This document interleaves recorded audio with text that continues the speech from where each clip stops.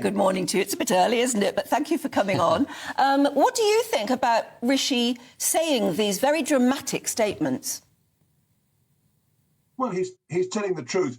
The only thing I would add is that even if it wasn't hostile states driving illegal migration, it would still be a huge factor. I mean, there have been cases, for example, with Russia trying to push migrants over into Finland. So it's really true what he's saying. But if you think about it, we're actually a very fortunate country, Britain, and there are billions of people around the world who live in impoverished countries or under tyrannical regimes.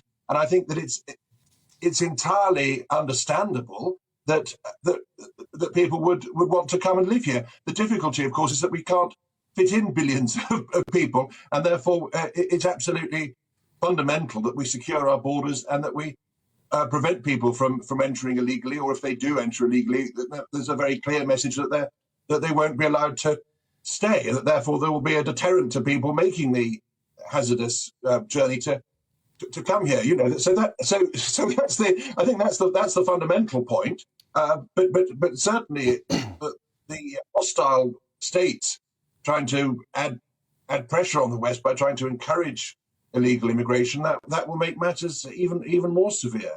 Yeah, Harry, and on that note, the UK and Italy will jointly finance a plan to return migrants in Tunisia to their home countries. How much of a difference is that going to make, do you think, when it comes to small boat crossings?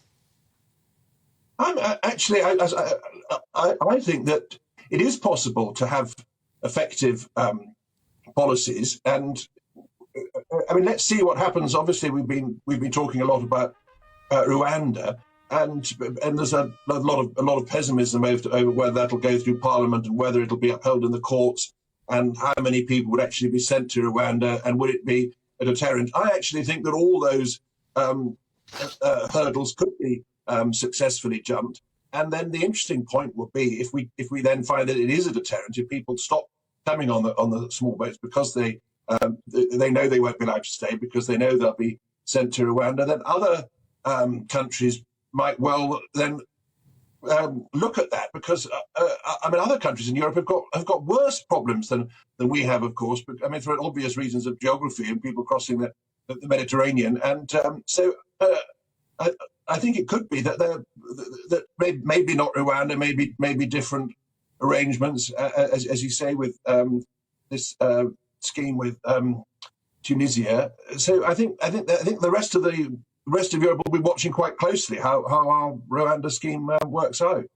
Yes, and equally, we seem to be watching the rest of Europe and how they're trying to handle the same sort of problem. It seems to me that one of the very good things about this particular conference that Rishi was speaking at in Italy underlines the fact that it's not just our problem, it is a Europe-wide problem. But the leaders of those various countries seem to be at a loss as much as Rishi is.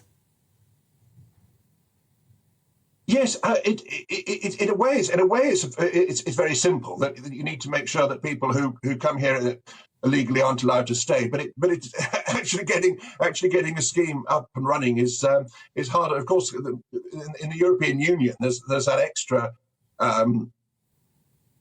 layer of difficulty that they don't have the national independence that we have. I mean, by the way, Giorgia Meloni is a very strong Conservative, and so she is quite sympathetic towards Brexit, and she takes a lot of inspiration from Roger Scruton and G.K. Chesterton and other sort of traditionalist conservative thinkers, and she seems to get on very well with Rishi Sunak. The personal chemistry is you see them, and it's rather flirty, isn't it, and jokey and tactile. That probably helps. So I think Italy and the UK are close allies.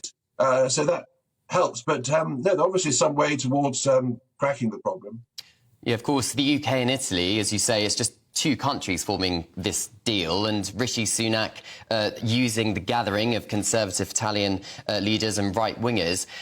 Is there a sense that he was just preaching to the converted yesterday, and actually there's a long road to go to try and create some kind of consensus with other European countries when it comes to migration? Yes, I think partly. I think he would be preaching to the converted in that everybody would agree that illegal immigration is a serious problem. By the way, I mean it's often presented as being right wing. I mean it should be that nobody's in favour of illegal immigration. It should be that you might say you want us to be liberal and have refugees, or that we think it's an economic benefit if we have legal immigration where there are particular skill shortages. But it's astonishing to my mind that there should be any debate about illegal immigration. Of course, we need secure borders, and of course it's unacceptable, and people shouldn't be allowed to enter and stay illegally. But anyway, it's somehow seems to be presented as a sort of right wing view to be concerned about, doesn't it? So I think that he will be preaching converted in a sense, but it brings it home to the British domestic audience, how serious the problem is, not just for us but for others. And so people might perhaps the British public might be a little bit more sympathetic to Rishi Sunak having an effort to grapple with it when he sees that other countries have similar problems. Yes, indeed. I think it's opened our eyes to the problems facing the rest of Europe too. Harry, thank you very much indeed.